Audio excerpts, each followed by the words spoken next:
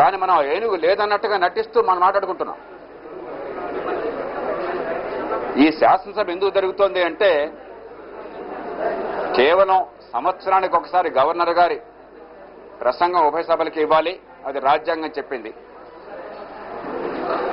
ప్రభుత్వం డబ్బులు ఖర్చు పెట్టాలి, జీతాలు ఇవ్వాలని చెప్పంటే బడ్జెట్ ప్రవేశపెట్టి దాన్ని పాస్ చేయించుకోవాలి, అది రాజ్యాంగం చెప్పింది. కనీసం 180 రోజుల కంటే తక్కువ వ్యవధి లోపలే శాసనసభ మరోసారి సమావేశం కావాలి.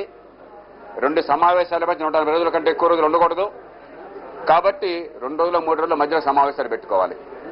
అంటే కేవలం లాంఛనప్రాయంగా మొక్కుబడిగా రాజ్యాంగం చెప్పిన మేరకు శాసనసభ నడవడం తప్ప, ఇది ఈ మాత్రం నడపకపోతే ఇక ప్రభుత్వం నడవదు కాబట్టి, రాజ్యాంగం ఒప్పుకోదు కాబట్టి తప్ప ఈ రాష్ట్రంలో మౌలికమైన సమస్య,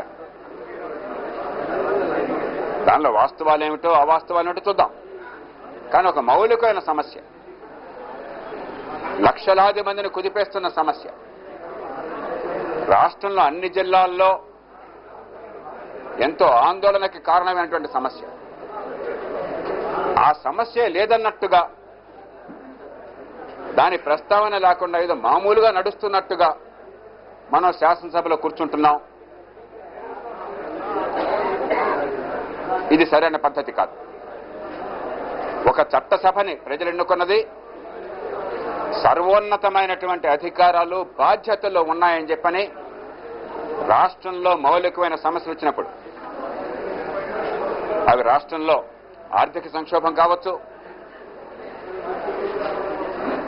శాంతి భద్రతల సమస్యలు కావచ్చు, ప్రాంతీయ ఉద్యమాలు కావచ్చు, విద్వేషాలు కావచ్చు, లక్షలాది ఉద్యోగులు సమ్మె కావచ్చు, సహాయ నిరాకరణ కావచ్చు, దాన్ని అసలు శాసనసభ పరిగణలోకి తీసుకోదు.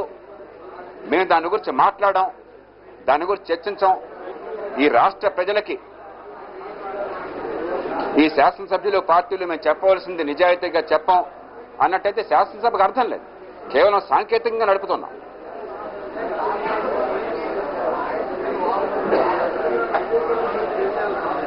ఈ రాష్ట్ర భవిష్యత్తుని తేల్చవలసింది ఈ రాష్ట్ర ప్రజలు, ఈ రాష్ట్ర ప్రజలు ఎన్నుకున్నటువంటి ఈ సభ. ఆ పైన రాజ్యాంగం మేరకు భారత పార్లమెంట్